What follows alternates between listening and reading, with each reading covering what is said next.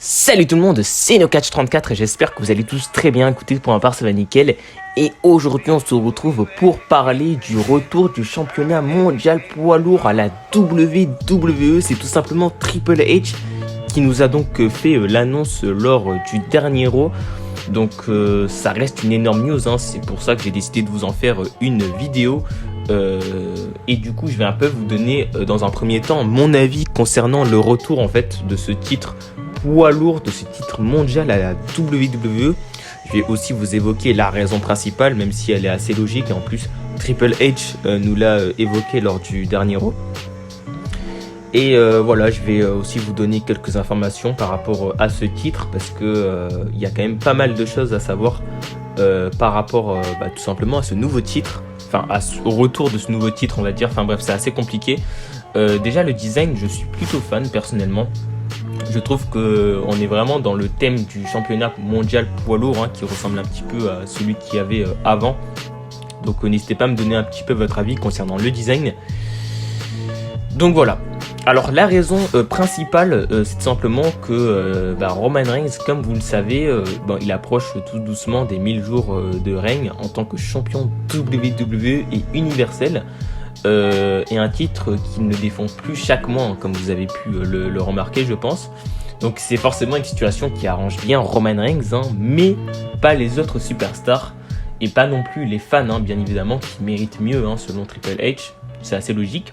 Et du coup c'est pour ça que Triple H nous dévoile tout simplement un nouveau titre majeur, hein, donc un nouveau entre guillemets, c'est plus le retour on va dire du titre poids lourd mondial de la WWE. Mais bon, vu qu'il a été un petit peu modifié, bon voilà, on va dire que c'est un nouveau titre majeur et qui ira donc dans la brand où ne sera pas Roman Reigns, hein, c'est assez logique. Donc après la draft de la WWE qui va donc commencer ce vendredi.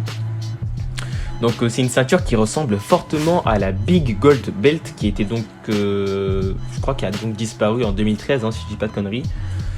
Sauf que là cette fois-ci on a donc un logo qui WWE au milieu, hein, parce qu'il me semble que l'ancien il avait pas le logo, hein, il avait juste les motifs en or. Mais bon, moi en tout cas je l'aime bien comme ça personnellement, je trouve que c'est assez stylé, c'est assez moderne, donc franchement c'est parfait pour moi. Donc le titre, bien sûr il va donc être défendu, enfin il va pas être défendu mais il va être en jeu lors de Night of Champions si je dis pas de conneries, donc le 27 mai 2023. Et du coup on ne connaît pas encore les modalités de ce match de championnat, donc on aura plus d'informations je pense d'ici la fin de Backlash à mon avis. Mais en tout cas ça crée une hype plutôt pas mal pour la WWE et moi je trouve que c'est plutôt une bonne idée. Alors pour l'instant faut voir ce que ça va donner bien sûr sur le long terme. Mais moi je pense que l'apparition de ce titre mondial est clairement une bonne idée. Alors je vais un peu vous donner en fait mon avis par rapport à tout ça. Alors là on se retrouvait en fait avant l'apparition de ce titre dans un contexte où on avait le titre WWE et le titre universel que donc Roman Reigns actuellement a à sa portée. Comme vous le savez, Roman Reigns est tout simplement invincible actuellement.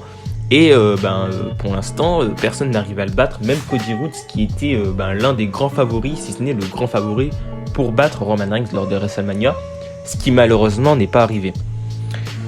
En plus de ça, il est important de préciser, hein, et Triple H aussi l'a précisé, que Roman Reigns a un contrat assez spécial avec la WWE, ce qui fait qu'il n'est pas obligé de défendre son titre tous les mois, et du coup ça n'arrange pas forcément les superstars à la WWE et même les fans.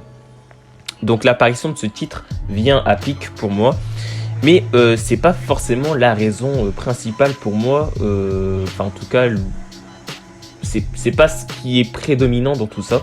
Pour moi ce qui est vraiment prédominant c'est tout simplement que le titre des États-Unis et le titre intercontinental perd de sa valeur. Alors, je vais surtout parler du titre des États-Unis parce qu'encore le titre intercontinental avec Gunther, c'est pas forcément si mal que ça.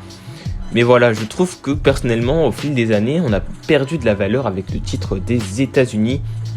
Voilà, Austin Theory qui est donc devenu champion des États-Unis il y a maintenant quelques mois, on va pas se mentir.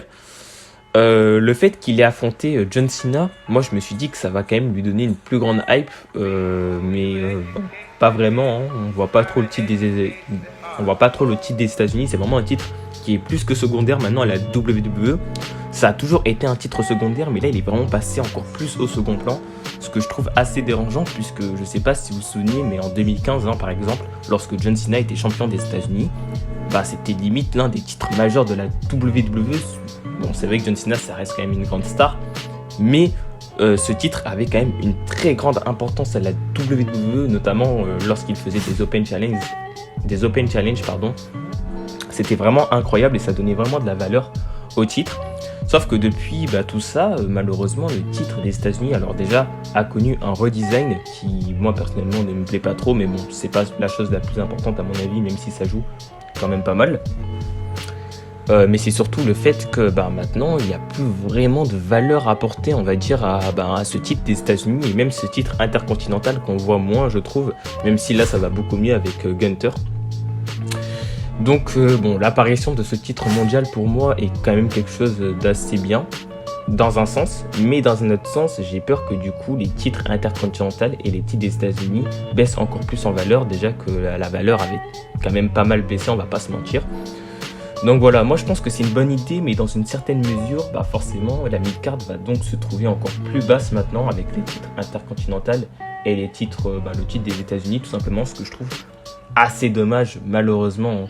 Moi je pense que la meilleure chose à faire, c'est bien sûr de redonner de la valeur à ces deux titres qui sont quand même assez importants et qui existent depuis maintenant plusieurs années et plusieurs décennies à la WWE. Mais bon, je trouve ça assez dommage.